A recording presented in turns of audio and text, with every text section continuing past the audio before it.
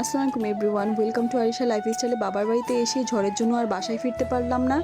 ঝড় থামার পরেই বাইরে গিয়ে দেখি যে অনেকগুলো আম পড়ে আছে আমাদের গাছের। বাইরে গিয়েই দেখি যে আমাদের গাছের সব আমই যেন নিচে পড়ে আছে। মাশাআল্লাহ, গাছে অনেক আম ছিল, সব আমই পড়ে গিয়েছে মোটামুটি। আমরা একবারে ঝড় বৃষ্টি থেমে যাওয়ার পরে তারপরে বের হয়েছিলাম। এখন আমরা সবাই মিলে আমগুলি তুলে নিব। দেখুন আমগুলি মাশাআল্লাহ কত বড় হয়েছে, দেখতেও অনেক সুন্দর লাগছিল। আমগুলি কুড়োতে খুব ভালো লাগছিল, আবার মায়াও লাগছিল, এত বড় বড় আমগুলি পড়ে গিয়েছে। এই তো আমরা সবাই মিলে আমগুলি তুলে নিচ্ছিলাম। আম তুলতে তুলতে প্রায় বালতি ভরে যাচ্ছিল। এখানে তো ড্রামের উপরে বালতির ভিতরে এখানে সেখানে আমগুলি পড়েছিল। এই তো আমরা নিচ্ছিলাম আর এক এক করে বালতির ভিতরে রাখছিলাম। এক সাইড থেকে নেওয়া শেষ করে আবার আরেক সাইডের আমগুলি তুলে নিয়েছিলাম। এই আমগুলি কুড়োতে কুড়োতে আমার ছোটবেলার কথা মনে পড়ে যাচ্ছিল। ছোটবেলায় এরকম ঝড় বৃষ্টি হলে তাড়াতাড়ি করে বাইরে চলে যেতাম আম কুড়োনোর জন্য।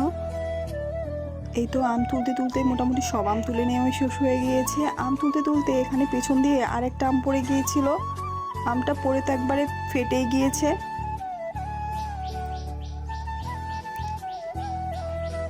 আমার আব্বু আবার হাতে নিয়ে দেখাচ্ছিল যে আমটা ফেটে গিয়েছে। এখানে আমি আপনাদেরকে একটু দেখিয়ে দিচ্ছি যে আমটা পড়ে ফেটে গিয়েছিল। এই তো এটা আমি বালতির ভিতরে রেখে দিলাম।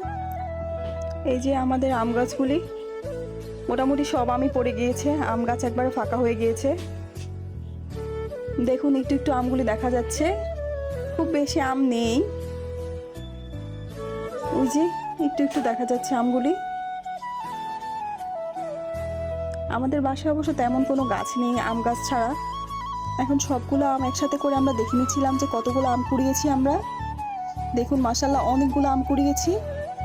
পাশেই ছিল আমাদের একটা লেবু গাছ, দেখুন কি সুন্দর কিউট কিউট 3টা লেবু হয়েছে।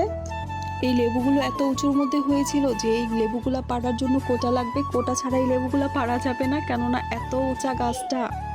এই তো পরের দিন আমি আমগুলি দেখিয়ে দিচ্ছি কতগুলো আম পড়েছিল রাতের বেলায়। এখন এগুলো নিয়ে বসে যাব আম ভর্তা খাওয়ার জন্য। এখান থেকে আমি কয়েকটা আম নিয়ে নিব আম ভর্তা করার জন্য।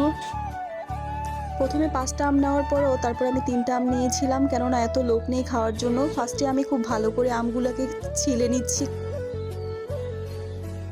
ছিলা শেষ করে খুব ভালো করে আমগুলোকে ধুয়ে নিলাম। ধুয়ে এখন আমি পাতলা পাতলা করে কেটে নিব।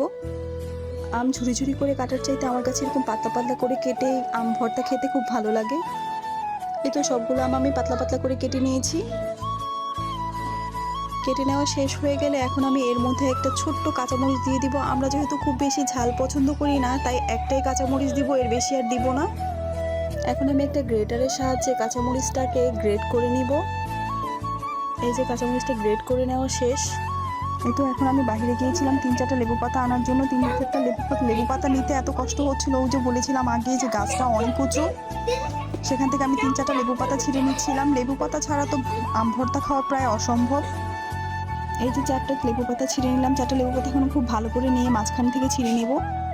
তারপর দিয়ে নিচ্ছিলাম স্বাদ মতো লবণ। লবণটা দিয়ে এখানে আমি খুব ভালো করে মেখে নিচ্ছিলাম।